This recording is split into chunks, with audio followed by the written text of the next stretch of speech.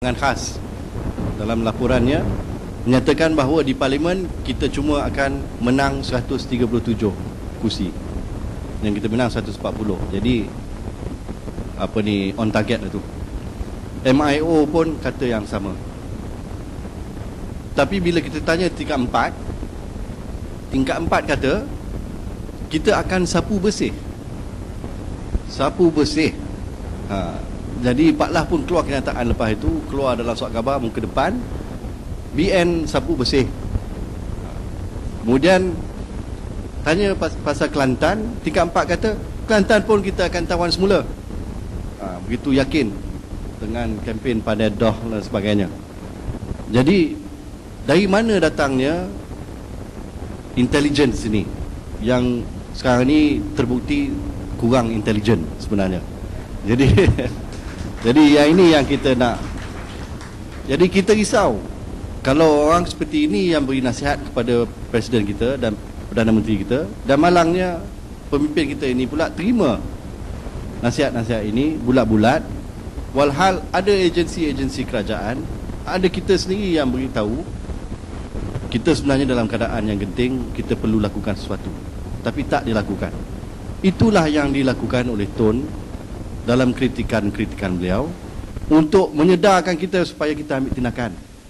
Jadi jangan kita salahkan dia. Kalau kita sendiri tak ambil tindakan, lepas tu kita kalah 6 negeri, lepas tu kita kata dia punya salah.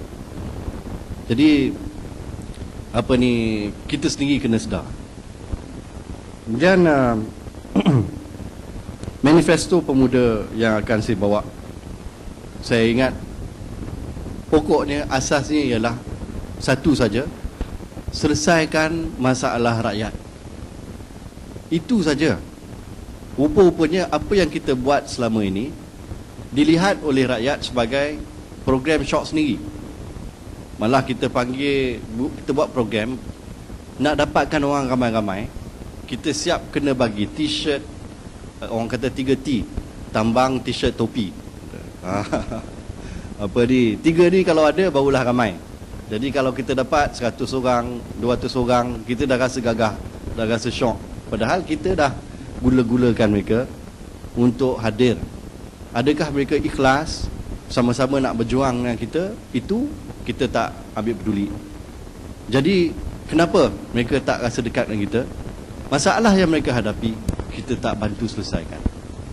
Apa yang kita buat, program-program terjun di Antartika, lepas tu kita berenang di Selat Melaka, lepas tu kita mendaki Gunung Kinabalu. Jadi itu program-program nak menyemarakkan sifat ataupun semangat Malaysia boleh, Melayu boleh dan sebagainya. Tetapi adakah itu menyelesaikan masalah mak rempit? Contohnya kalau betul lah kita nak mendekati mereka ni, kita faham ke tidak apa masalah mereka, apa yang kita buat untuk mereka? Adakah kita menyelesaikan masalah peniaga-peniaga dan penjaja-penjaja kecil Melayu yang ada macam-macam masalah dengan Dewan Bandaraya?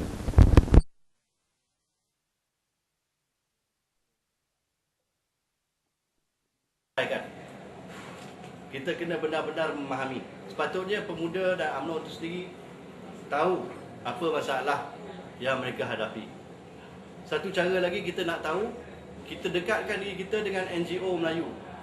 Banyak persatuan selain daripada yang besar-besar, 4B, GPMS, MBM, MAYC dan sebagainya.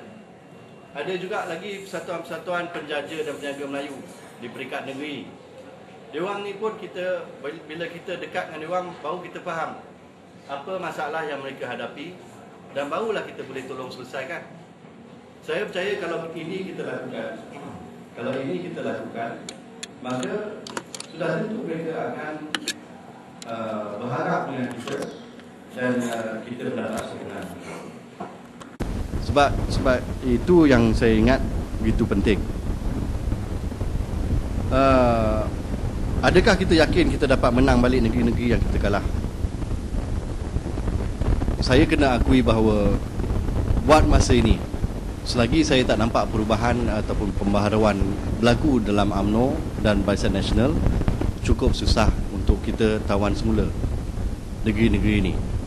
Bayangkan kalau di AP di Pulau Pinang, PAS di Kedah, dan di Perak, PKR di Selangor, mentadbir negeri-negeri sebut dengan baik.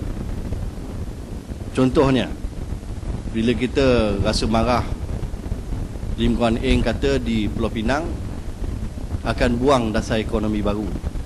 Kita rasa marah, tetapi dia ada kontrak apa-apa, dia buat tender terbuka. Buat tender terbuka, tiba-tiba tak disangka kontraktor Melayu menang. Jadi dia boleh tunjukkan, tengok, dalam sistem meritokrasi tanpa DEB, usahawan Melayu boleh buat. Jadi apa perlunya DEB? Jadi orang Melayu pun rasa bagus juga, boleh rupanya, tak perlu ada keistimewaan pun boleh dapat. Jadi kalau ini dia lakukan, dah tentu susah kita nak meyakinkan balik orang-orang Melayu itu sendiri. Di Kedah pula PAS, dia punya pendekatan ni buat masa ni dia masih belum stable lagi. Tapi bila dia dah